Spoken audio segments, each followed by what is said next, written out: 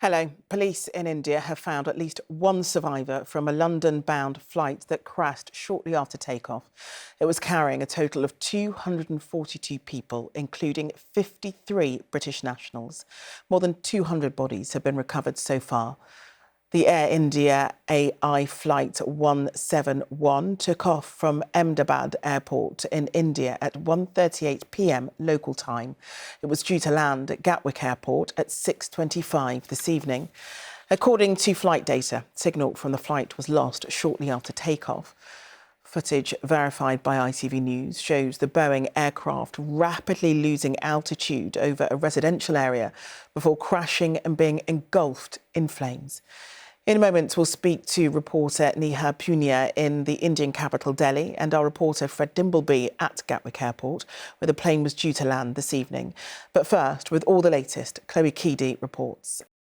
These are the final moments of Air India Flight 171, descending towards rooftops before disappearing from sight. The horror of what happened next was captured by those on the ground. These are the burning fragments of a plane that was carrying nearly 250 people when it crashed into an area packed with people's homes. I was sitting at home. There was a loud noise. It felt like an earthquake, this man said. I came out and saw smoke. I saw the crashed plane and lots of bodies everywhere. The Boeing 787 Dreamliner came down just moments after takeoff. It was meant to be travelling from Ahmedabad in the Indian state of Gujarat towards London's Gatwick Airport. It's believed that 53 of the passengers that were on board are British. What has happened in Ahmedabad is a very tragic accident. We have lost a lot of people. We extend our deepest condolences to all those who have lost their loved ones. As hospitals scrambled to treat dozens of injured people on the ground, Air India said it was doing all it could to assist the emergency response. It's understood the plane crashed directly onto a medical college. These images show what's now left of the canteen, which had been filled with students eating their lunch. This woman says her son was one of them. He'd gone to the hostel during lunch break, she said, and the plane crashed there. My son is safe. He jumped from the second floor, so he suffered some injuries. With smoke still billowing from a crash site spread amongst so many homes and buildings, rescue teams will keep searching for survivors here, because the scale of this disaster, the depth of devastation, is not yet known. Chloe Keedy, ITV News.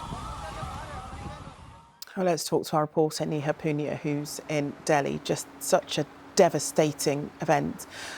What is the latest update from India?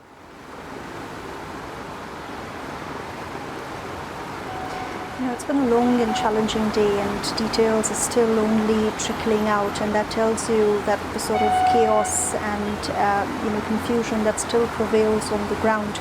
We're hearing from officials that emergency efforts continue. Rescue and search operations are a priority on the ground, even nearly 8 hours after that crash happened.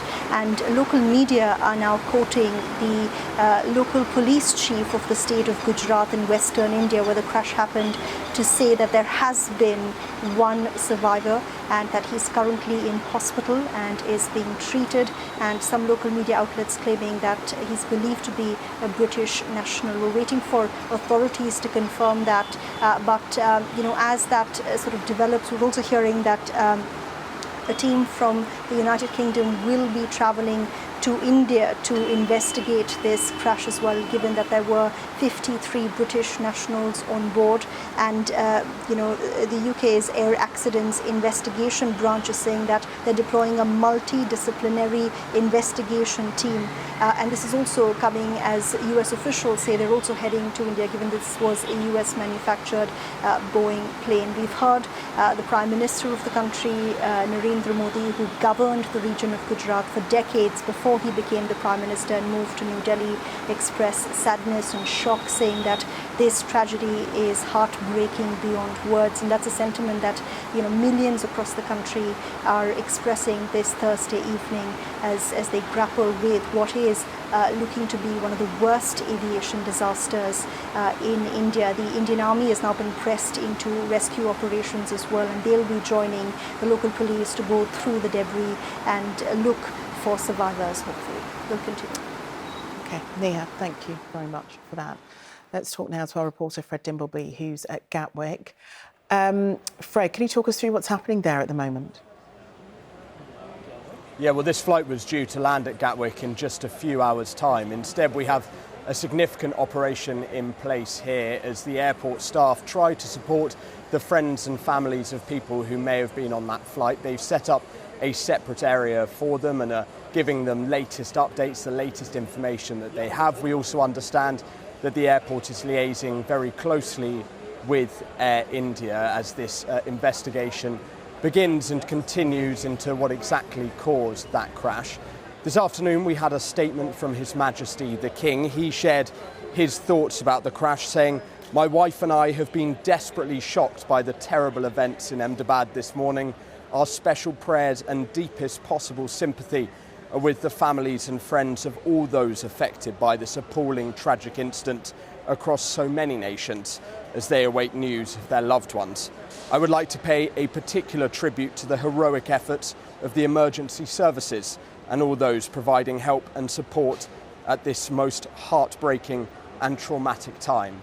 The Prime Minister, Sir Keir Starmer, has also said that he is devastated and is receiving the latest updates. And former Prime Minister Rishi Sunak said he was deeply shocked, adding, "There is a unique bond between our two nations, and our thoughts and prayers go out to the British and Indian families who have lost loved ones today."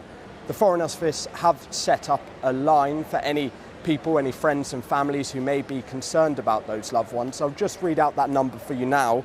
It is 0207 008 5000. Just to repeat, 0207 008 5000. They say that anyone concerned should contact them there.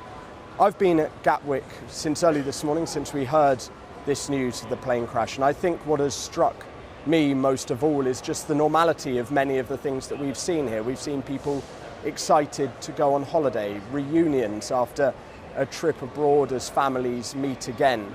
And I think it has brought home just the true scale of tragedy after this crash. The number of reunions that were supposed to take place this evening that now won't. Okay, Fred, thanks very much. The airliner involved has an excellent safety record. The Boeing 787-8 Dreamliner was launched 16 years ago, back in 2009. More than 1,000 have been delivered to dozens of airlines, and this is the first time that this model of aircraft has ever crashed. But aviation experts who've been poring over footage of the plane in the seconds before the crash have pointed out some unusual details. Let's speak now to Terry Tozer, who's a former airline pilot himself and also a writer. Terry, thanks so much for talking to us. What we're going to do is we're going to play the video of the plane just before the accident again, and then we'll speak to you about what it is that you notice from this footage, Terry. Well, it is unusual in as much as the aircraft is descending with its undercarriage down, but also I can't see any sign of wing flaps being deployed. It's always quite hard to see without a better look, but if flaps were not deployed, that would explain the reason for the aircraft sinking rather than climbing. It would have reduced lift. at the speed that it was flying at, and it's a point in the takeoff where the flaps are absolutely vital to generate the lift required. When an airplane takes off, and many of us will know that moment as it sort of goes along the runway and then takes off into the air, it is a particularly vulnerable time for an aircraft, isn't it? Well, it is and it isn't. I mean, obviously, if you're at 30,000 feet, you've got a lot of room to play with. Once you're near the ground, it's more important to be aware of all the potential issues.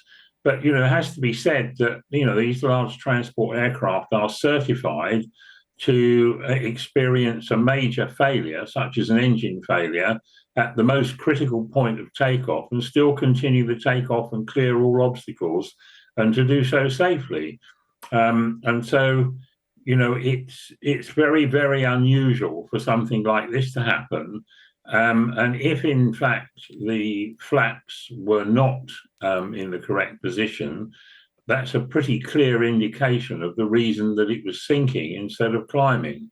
Now, of course, then there becomes the issue of why that might be the case. And obviously, we don't know the answer to that. Are there particular reasons why that would happen?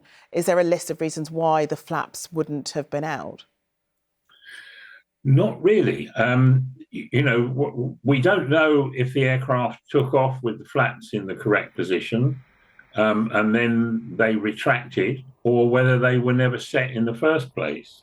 Normal procedure would be to get the aircraft set in the correct configuration for takeoff, and were it not to be, then a series of warnings would go off to alert the crew. If for any reason the flaps have malfunctioned and retracted themselves, then that might be an explanation, or there might have been some error in retracting them too early. But I'd be very reluctant to point the finger at the crew, because obviously, they can't speak for themselves, and it's going to be some while before we get the answers to these questions. Yeah, I mean, as I mentioned earlier, there have been 1,000 of these aircrafts that have been not handed out, but taken on by airlines. So I'm sure within the airline industry, those such as yourselves will be looking with very interested eyes and ears to find out exactly what has caused this, because planes are in our skies all the time. Yeah, and I mean, it is a very safe form of transport. I always used to say that the most dangerous part of my working day was driving to and from the airport. And I would have no qualms about getting on a 787 Dreamliner either. I mean, it's a very sophisticated aircraft with a good record. Something very unusual has happened here, and we won't really know why until the investigators get some answers. Maybe the cockpit voice recorder and the flight data recorder, if they've managed to survive the crash. Okay, well, Terry Tozer, thank you so much for talking to us. You're welcome. Bye. That's all for now. For further updates throughout the evening, keep an eye on the ITV News YouTube channel, the news section of ITVX, or our website, itv.com/news.